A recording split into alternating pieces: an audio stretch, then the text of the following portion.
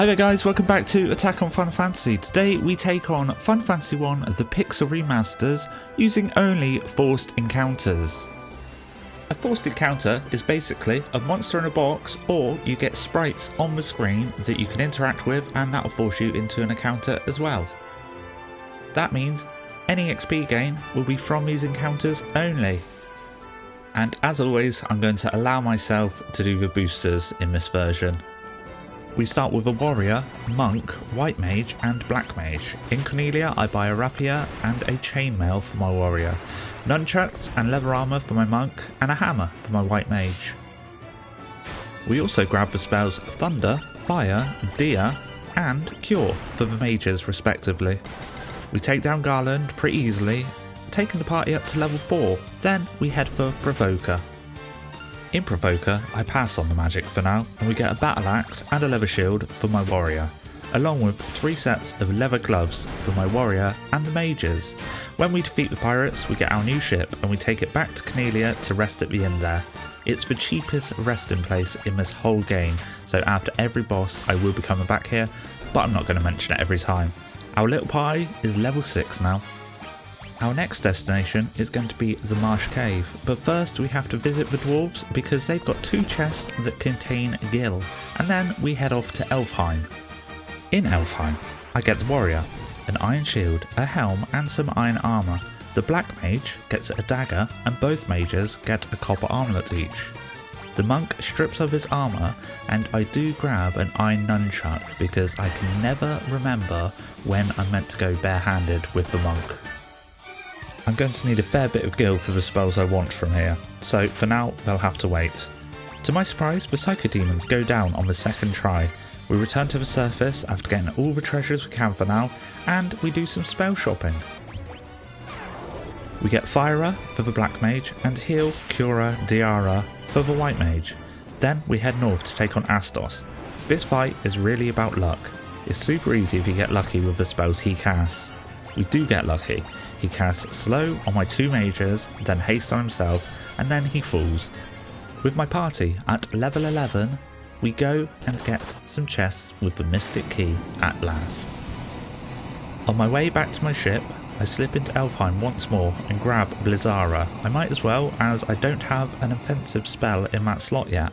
We also go back to Provoker to get Blizzard and Temper. We stop into Crescent Lake and Melmond to get some new armour and weapons. Now our party is equipped with a mithril axe, shield and helm, as well as the gloves, and the iron armour we had before. My mages have silver armlets, a mithril dagger and a mithril hammer. I haven't got any new magics though.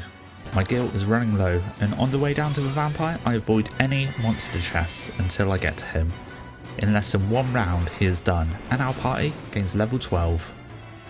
Now that we're level 12, our mages get their first level 5 spell slot. I go back to Melmond and I buy Fire Arga for my black mage, Diarga and Healara for my white mage. Then it's back to the depths of the Cavern of the Earth to take on Lich. The first attempt was awful, so I reload and we get a far better second attempt in the bag. We're boosted to level 14 and are free to head to the Ice Cavern next.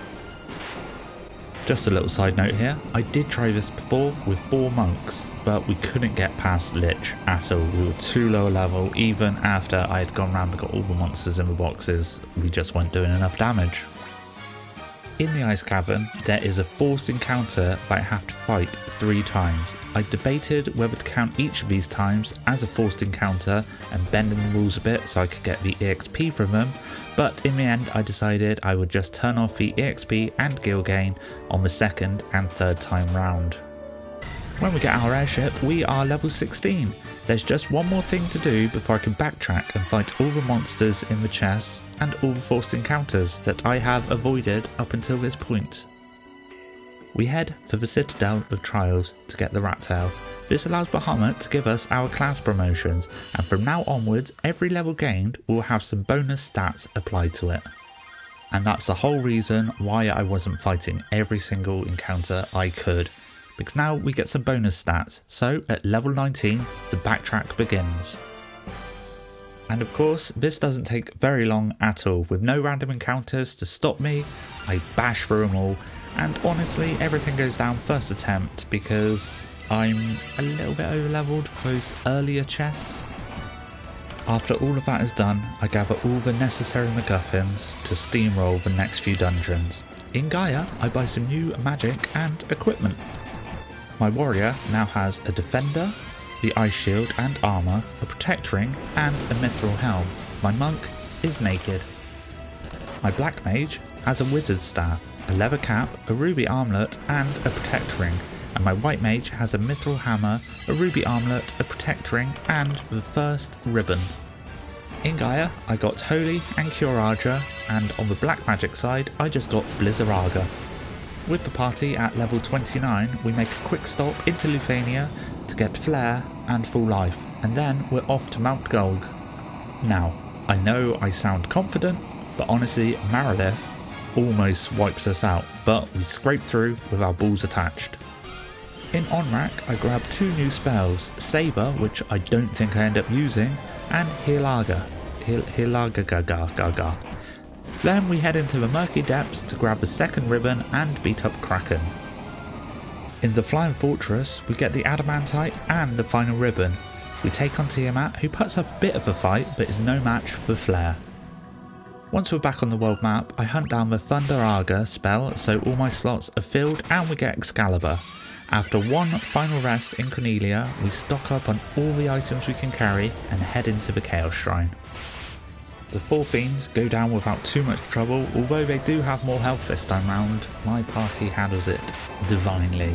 And then we are on to Chaos. In my script here, I don't mention what level I am. I think I'm in the 30s maybe? But it's on screen now anyway, so you can see. I fail this so many times. I tried Flare and attacking. I tried using Holy, Flare and attacking. Then it just wasn't going well. But I finally nail it. I get a good tactic down and I'm sure everyone knows about this tactic. It's Temper. So each round I have my warrior attack.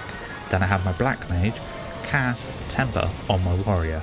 My white mage will just keep everyone topped up with health every round with any spells they have or items, and my monk, sadly, is just there to throw out ethers when my mages need them.